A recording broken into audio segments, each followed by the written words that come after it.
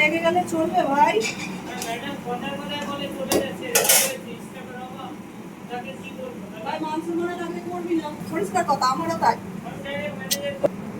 দেখ, তাও সারাই। না না, এবার বেরোবে তো, ধরো ওই তো।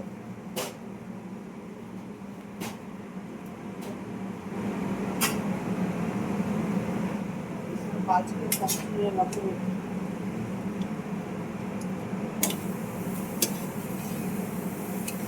চিংড়িটা ওরকম সেম মিশে বানায় না?